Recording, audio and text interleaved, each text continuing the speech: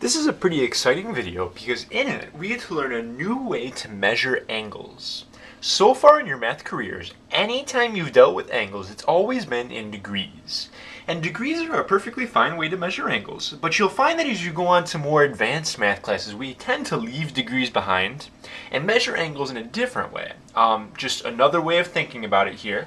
Instead of looking, okay, this is 90 degrees, we're going to learn of a different way to refer to an angle.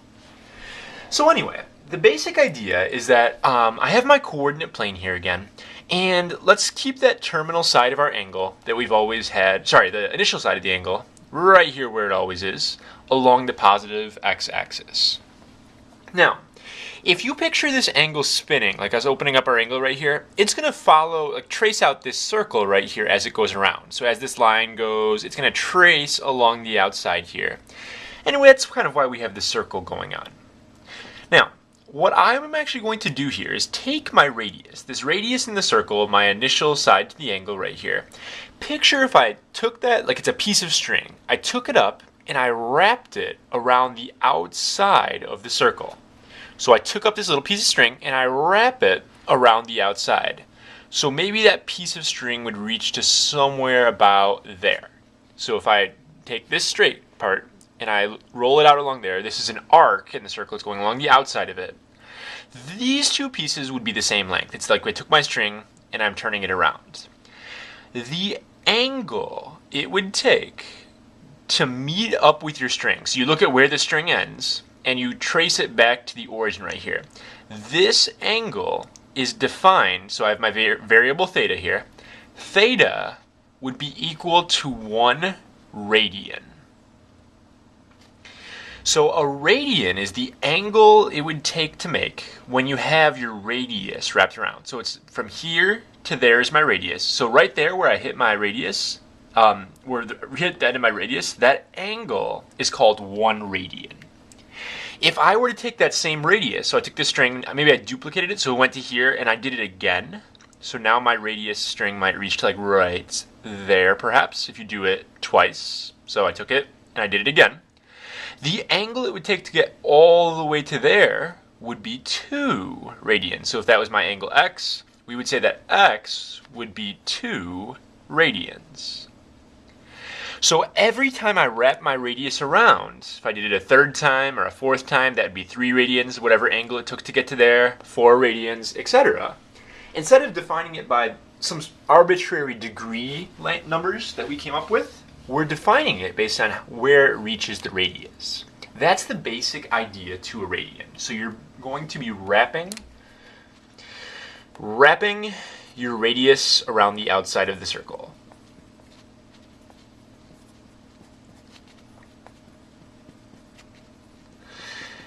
And it's just a different way of measuring angles.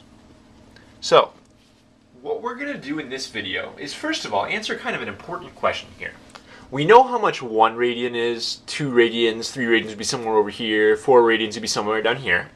How many radians are there? Like 360 degrees is once around a circle, but I want to know how many radians is once around a circle. And in order to figure that out, what I really need to answer is how many times can you fit your radius, or radii is the plural of radius, how many radii can you fit around a circle? Because however many radii it's going to be, that's 1, 2, 3, 4, that number is going to be the equivalence of 360 degrees. So, in order to do this, the distance around a circle is actually the circumference.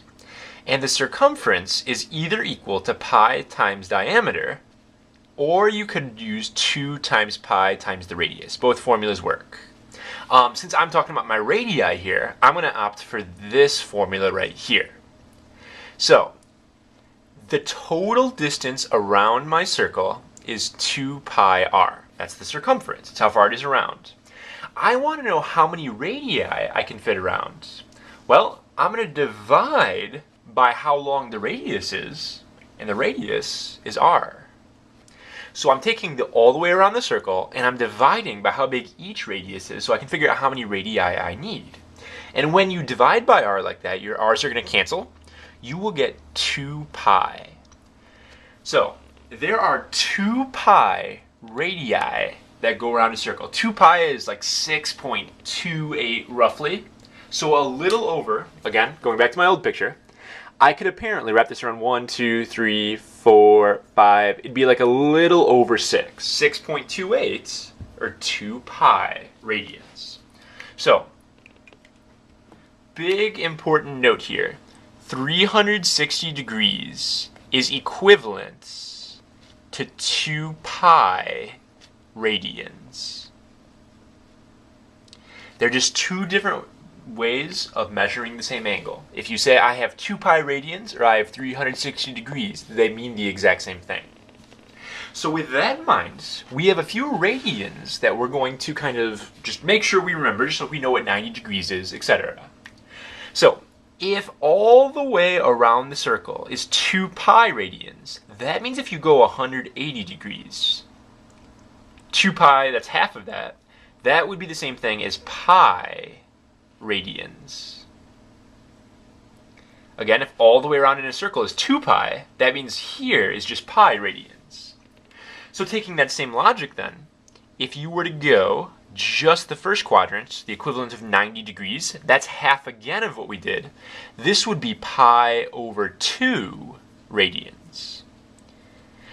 So pi radians is 180 degrees, pi over 2 radians is the same thing as 90 degrees. And going one time further, cutting it in half again, if I had 45 degrees, that's half of this guy right here. So this would be pi over 4 radians. And what we're going to end up doing in the next video is measuring angles in radians rather than degrees.